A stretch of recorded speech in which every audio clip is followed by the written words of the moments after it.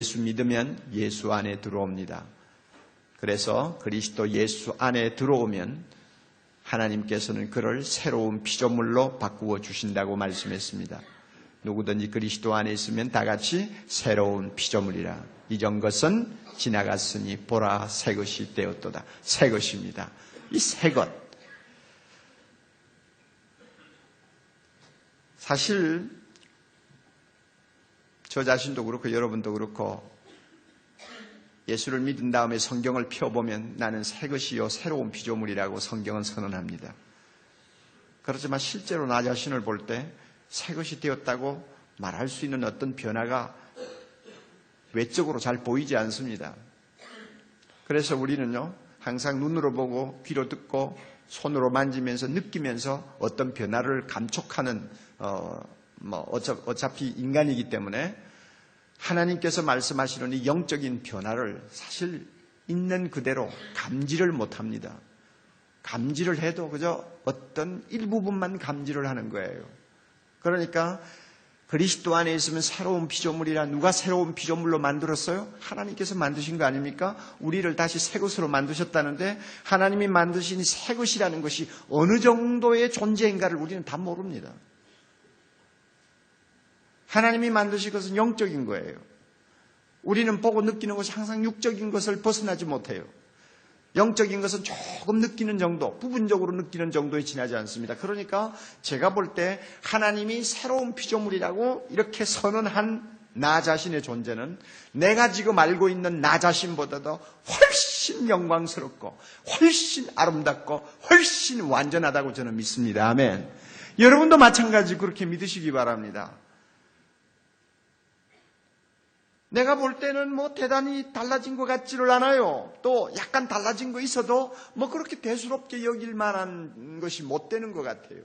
그러나요, 하나님께서 일단 작업을 하셔서 나를 새로운 피조물로 만드셨다면 그 실제 나 자신의 존재는 엄청난 존재입니다.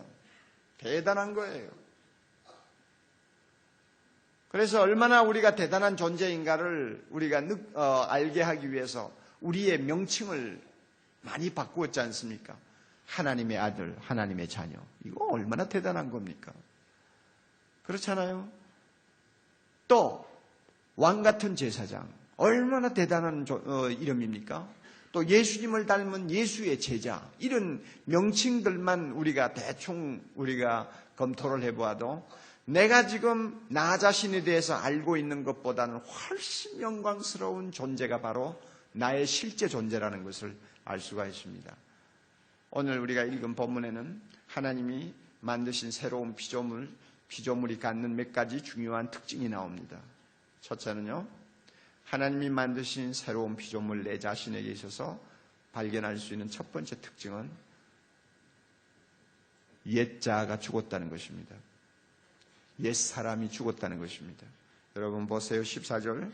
우리가 생각컨대 한 사람이 모든 사람을 대신하여 죽었은즉 모든 사람이 뭡니까? 죽은 것이라. 이 모든 사람 안에 누가 들어있나요? 내가 들어있죠. 내가 죽은 것이라. 예수 믿기 이전에 내가 알고 있었던 내 자신은 하나님 편에서 볼 때 예수 믿음과 동시에 죽었습니다. 예수님의 십자가에 함께 못 박혔습니다. 그래서 성경에 보면 정과 욕심을 십자가에 못 박았느니라 그랬습니다. 하나님을 모르고 살았던 내 옛자하, 하나님을 거역하고 내 마음대로 죄짓고 살았던 옛자, 교만하고 방종하고 탐욕에 찌들어 있는 내 자, 하나님 앞에 가까이 나아갈 수 없었던 죄인 중에 죄인, 이 내 자아는 예수 그리스도의 십자가에 함께 못 박혀 완전히 처리되었습니다. 믿습니까, 여러분? 그러므로 여러분, 예수 믿고 세례받고 하나님의 자녀 된 사람은 옛자로 사는 자가 아닙니다. 아무리 그 사람의 믿음이 작아도요, 아무리 그 사람이 신앙생활을 약간 흐리멍덩하게 하는 어떤 부분이 보인다 할지라도 그 사람이 예수님을 믿는 것이 확실하고 하나님이 그를 새롭게 만드신 것이 분명한 사실이라면 그는 옛자로 사는 사람이 아닙니다. 새로운 자아로 사는 사람입니다. 새로운 존재로 생활하고 있는 것입니다. 우리가 이 사실을 꼭 믿어야 됩니다. 우리의 사람은 죽었어요. 장사 지낸 바 되었어요. 다시는 살아날 수가 없어요. 하나님이 철저하게 십자가에 못 박았어요. 마귀가 와서 아무리 나의 옛자를 충동질하고 자극한다 할지라도 그것은 반응할 수가 없어요. 반응을 한다고 해도 큰 어떤 대단한 일을 저지를 만한 힘을 갖지 못해요. 철저하게 죽었어요. 그러므로 여러분 오늘 세례 받으시는 분들 항상 마음으로 이런 고백을 자주 하세요. 나의 옛자는 예수와 함께 십자가에 못 박아 죽었다. 그러므로 나는 옛 사람대로 살 수가 없다 하는 것을 늘 고백하세요. 나는 죽었어. 나는 새 사람이야. 이것을 고백하면 사탄 마귀가 우리를 시험한다 할지라도 우리는 충분히 그 시험을 이기고 승리할 수 있습니다. 할렐루야. 또 하나 중요한 거, 우리는 살았습니다. 두 번째 특징은 우리는 살았습니다. 15절 봅니다. 저가 모든 사람을 대신하여 죽으심은 그 다음에 뭡니까? 산자들로 하여금, 이 살았다는 산자들, 이 산자들 어떤 사람입니까? 예수 그리스도가 부활하셔서 얻으신 그 놀라운 새 생명을 얻은 자를 일컬어 산자라고 말합니다. 우리 옛사람 죽었죠? 그 대신 주님께서는 새 생명을 우리에게 주셨습니다. 그러므로 우리는 다시 살아난 존재입니다. 예수 그리스도와 함께 부활하신 주님과 함께 우리는 다시 사는 존재입니다. 새 생명을 소유하고 사는 존재입니다. 그러므로 나는 달라졌어요. 주님 안에서 달라졌어요. 새 생명이에요. 우리는 이 새 생명을 가지고 세상에서 신앙생활하다가 주님이 오라고 하시면 우리는 영원한 나라로 들어갈 것입니다. 육신은, 우리의 몸은 어떤 과정을 거쳐서 죽기도 하고 썩기도 할지 모르지만 주님이 주신 새 생명은 영원히 사는 하나님의 축복을 누리게 될 것입니다. 할렐루야. 이런 은혜가 우리에게 있음을 오늘 세례 받으시는 분들은 꼭 마음으로 믿고 확실하게 하세요. 또 세례를 이미 받으신 우리 성도들도 다시 한번 이 사실을 마음에 확실하게 못질을 하세요. 나는 새 생명으로 사는 존재입니다. 나는 새 생명으로 숨쉬고 있는 존재입니다. 나는 예수님이 부활하신 그 새 생명 가지고 이 세상을 살고 있는 하나님의 자녀입니다. 아멘. 우리가 이 사실을 꼭 믿어야 돼요. 세상에서 똑같이 우리는 숨쉬고 똑같이 먹고 마시고 자고 똑같이 살고 있지만은 그러나 우리는 세상 사람이 모르는 새로운 생명이 우리 안에 있습니다. 부활하신 주님과 함께 사는 생명입니다. 이 생명 우리가 예수님 때문에 얻었어요. 세 번째로 특징이 있습니다. 세 번째 특징은 인생의 목적이 달라진다는 것입니다. 새로운 피조물이 되면 인생의 목적이 달라집니다. 15절 다시 봅니다. 자, 이제 15절에 뭐라고 합니까? 저가 모든 사람을 대신하여 죽으심은 예수님이 우리를 대신해 죽었어요. 죽으신 목적이 뭡니까? 이제 예수님과 함께 다시 살아난 산자들로 하여금 다 같이 그 다음에 다시는 저희 자신을 위하여 살지 않고 오직 저희를 대신하여 죽었다가 다시 사신 자를 위하여 살게 하려 하심이니라. 중간에 다시 보세요. 다시는 저희 자신을 위하여 살지 않고, 왜 우리는 우리 자신을 위해서 사는 인생 목적을 포기해야 합니까? 왜 어머니 뱃속에서 나가지고 철들고 공부하고 나중에 성인이 되어가지고 그래도 내 능력대로 인생을 산다고 자부하던 내 자, 그때 나의 인생 목표는 철저하게 나 자신 아니에요? 나를 위해서 사는 거죠. 나를 위해서 인생을 살았어요. 그런데 왜 이제는 나를 위해 살지 못합니까? 나를 위해 살던 옛사람은 예수님과 함께 죽었으니까 더 이상 나 자신을 위해 살 수가 없는 거예요. 여러분 이 사실을 믿으세요. 나를 위해 살던 인생은 끝났어요. 나를 위해 한 생을 살겠다고 몸부림치던 인생은 끝난 거예요. 만약에 예수 믿고서도 계속 세상을 살면서 나 자신이 인생의 궁극적인 목적이 되고 나 자신이 삶의 중심을 자리 잡고 있다고 한다면 그것은 아직도 그 사람의 믿음이 잘못되어 있는 거예요. 안 믿는 사람인지도 몰라요. 중생받지 못한 사람인지 몰라요. 말만 예수 안에 있는 것이 실제로는 하나님의 손에서 새로운 피조물이 안 된 사람일지도 몰라요. 예수 믿고 변화된 사람은요, 나 자신을 위해서 살던 자는 죽었어요. 그렇게 살라고 해도 살 수가 없어요. 여러분 아멘입니까? 그렇게 살려고 해도 못 살아요. 믿어요 안 믿어요? 대답 안 하시죠? 좀 양심이 약간 뜨끔한 데가 있죠. 그런데 여러분 그거는 우리가 연약해서 느끼는 그 어떤 마음의 가책감이죠. 아이고 내가 그래도 내가 양심적으로 하나님 앞에 대답을 하라면 그래도 나를 위해 산다고 대답을 해야 양심적이지, 하나님을 위해서 산다고 대답하기는 좀 부끄럽다, 이런 생각을 가질 수 있어요. 우리 모두 비슷한 생각을 갖습니다. 우리가 연약하기 때문에, 또 불완전하고 신앙생활에 있어서 여러 가지 실패를 자주 하기 때문에 그럴 수도 있어요. 그러나 그렇다고 해서 여러분이 양보하시면 안 됩니다. 성경 말씀을 가지고 우리 자신을 분명히 진단해 보아야 합니다. 우리는 우리 자신을 위해서 세상을 살 수 없습니다. 왜? 새로운 피조물이기 때문에. 나 자신을 위해 인생을 한 생 살겠다고 하는 욕심은 이미 다 끝났어요. 이 사실을 여러분이 고백하세요. 그리고 확인하세요. 흔들리면 또 고백하세요. 나는 나 자신을 위해 살 수 없다, 고백하세요. 이제 예수님과 함께, 부활하신 주님과 함께 새 생명을 얻었기 때문에 우리의 인생 목표가 어떻게 달라졌습니까?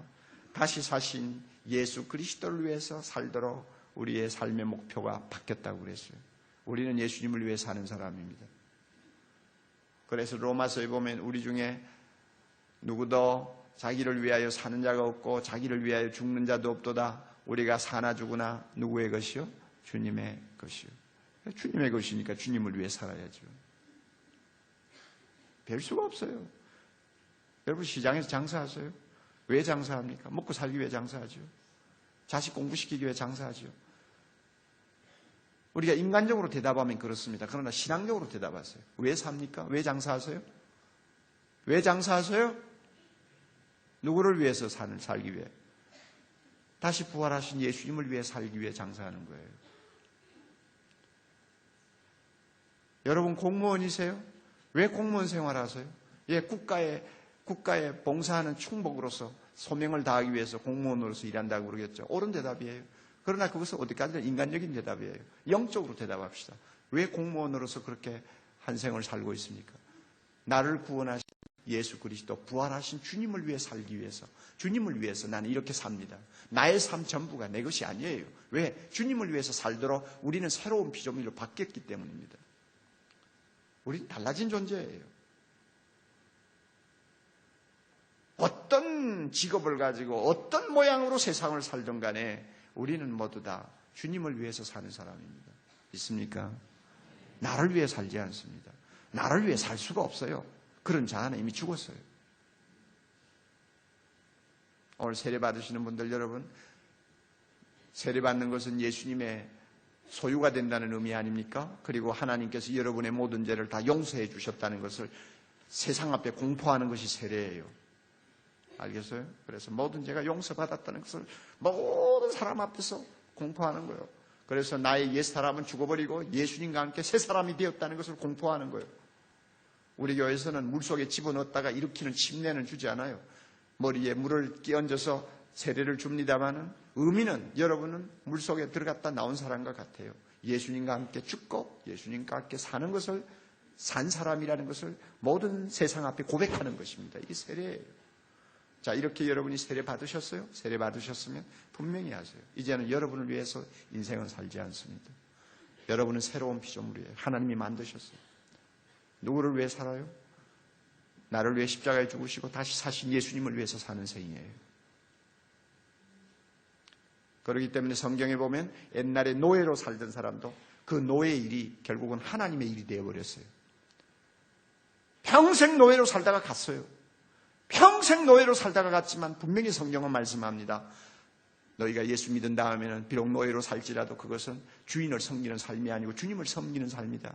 예수님을 위해 사는 삶이다. 그러므로 노예 생활 충실히 잘하고 이 세상을 끝내면 예수님 앞에 가서 상급을 받을 것이라고 분명히 이야기했습니다. 우리의 삶은 주님을 위한 삶으로 바뀌었습니다. 끝으로요, 새로운 피조물에게 나타나는 특징이 뭔지 압니까? 세상을 화목하게 하는 직책을 갖게 되었다는 것입니다. 여기 나오죠.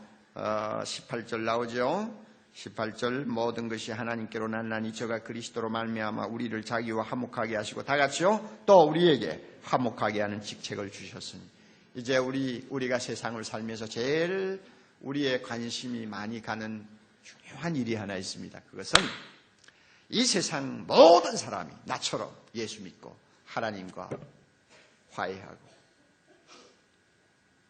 하나님의 자녀가 되도록 하는 일에 나도 쓰임받는 것입니다. 내가 먼저 예수 믿음으로 내 주변에 있는 많은 사람들이 나처럼 새로운 피조물이 되어 하나님을 영화롭게 하는 거룩한 백성이 되도록 하는 일에 내가 음으로 양으로 직접 간접으로 쓰임받는 것입니다. 내 직업을 통해서, 또 나의 전문 영역을 통해서, 또 내 가정을 통해서.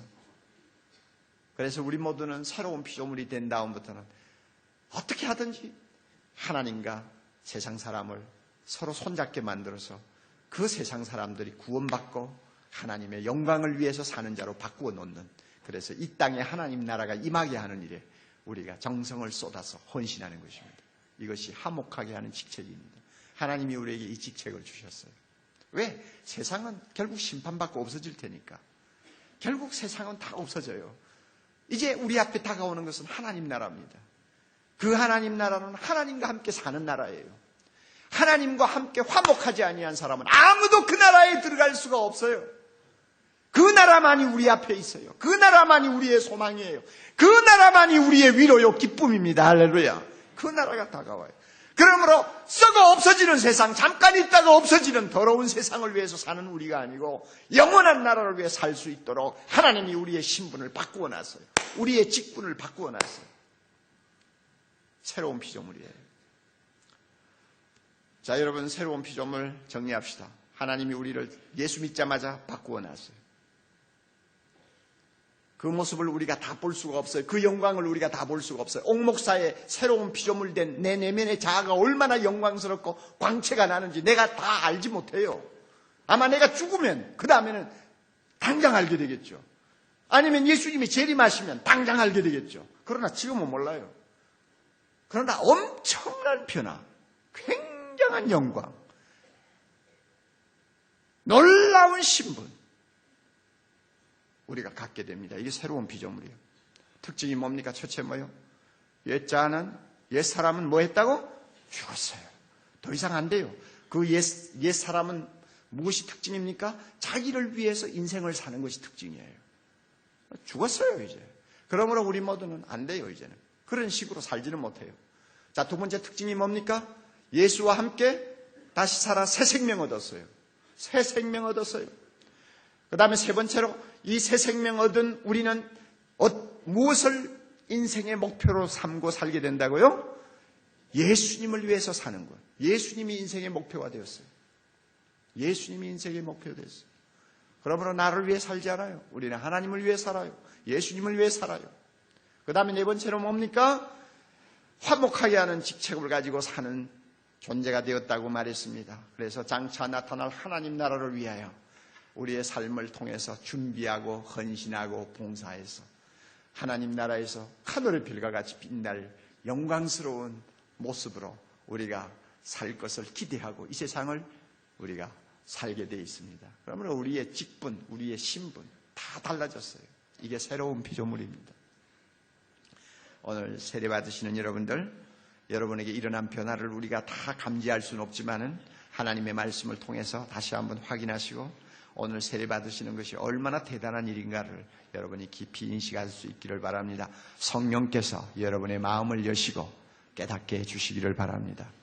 성령께서 여러분의 마음을 환하게 비추어 주셔서 여러분을 새로운 피조물로 만드셨다는 것이 무엇을 의미하는지 깊이 이해하고 깨닫고 감격하고 찬송하는 은혜가 여러분에게 충만하게 임할 수 있기를 바랍니다.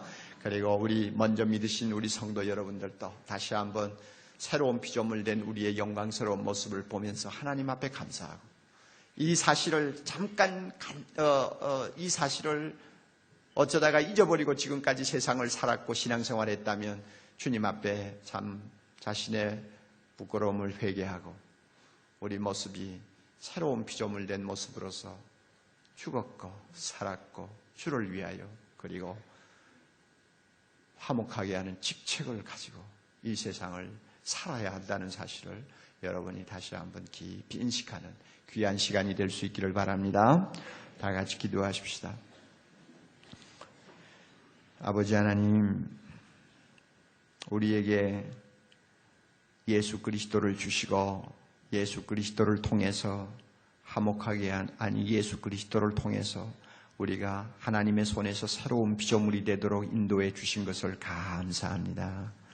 특별히 오늘 밤 세례를 받는 귀한 아들, 딸들에게 성령께서 그 마음을 활짝 여시고 복을 주셔서 우리가 하나님의 손에서 얼마나 영광스러운 모습으로 변화된 존재인가를 다시 한번 깊이 깨닫고 감격하는 은혜를 허락해 주시기를 원합니다.